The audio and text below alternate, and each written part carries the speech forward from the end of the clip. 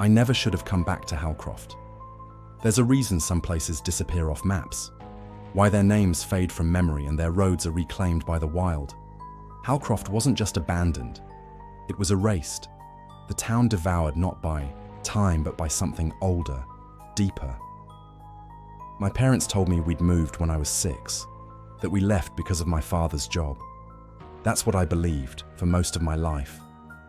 But after they died last year, my mother from cancer, my father in a car crash not 2 weeks later, I found the letters, dozens of them, all postmarked from Halcroft, all unsigned, all written in the same jagged, looping hand. It's thinning. You remember more each day. Come back before it breaks. That's all they said. Over and over. Slight variations. No return address. No signature. Just that same message and a name scrawled on the back of one envelope. The Veilborn. That word burrowed into my skull like a tick. I started dreaming of Halcroft, not as I remembered it, but twisted, overgrown.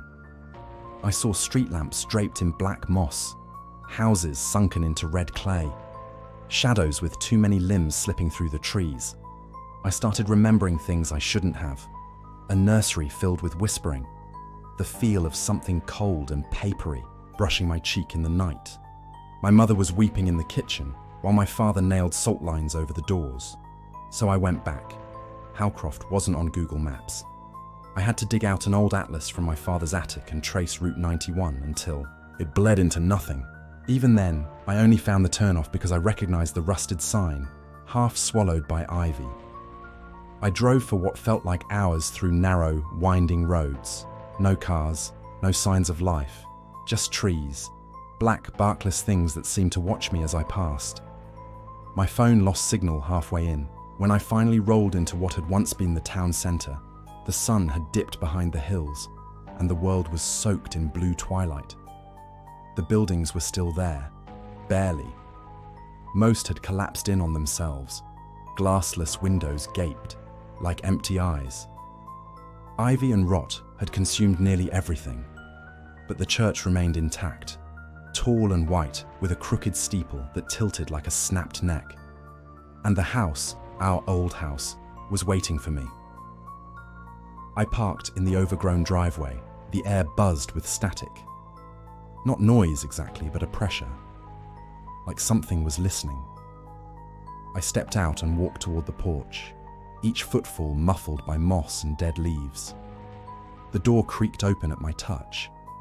It smelled like mildew and dust and something else underneath, something faintly sweet and coppery, blood maybe, or decay. The living room was as I remembered.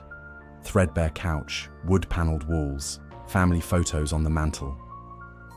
But the photos had changed. In one, my mother stood in front of the house, holding me as a baby. Except her eyes were scratched out, her smile too wide. In another, my father knelt beside a chalk circle drawn on the floor, symbols I couldn't read scrawled around its edge. A shadow loomed behind him, vague, humanoid, but off, like it didn't belong. I should have left. Every instinct in my body screamed at me to run, but something kept me rooted. A voice whispered from upstairs. My name. I didn't think. I moved. The staircase groaned beneath my weight. The hallway above was darker than it should have been. The bulbs overhead were intact, but dead. At the far end of the hall was the nursery, my room. The door stood ajar.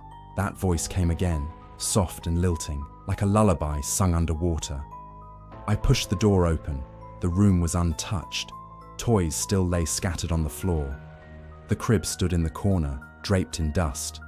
On the wall, in peeling pastel letters, my name was still spelled out, Elias. But something else was in the room, not a person. Not exactly. It stood hunched beside the crib, impossibly tall, its back bowed to fit beneath the ceiling.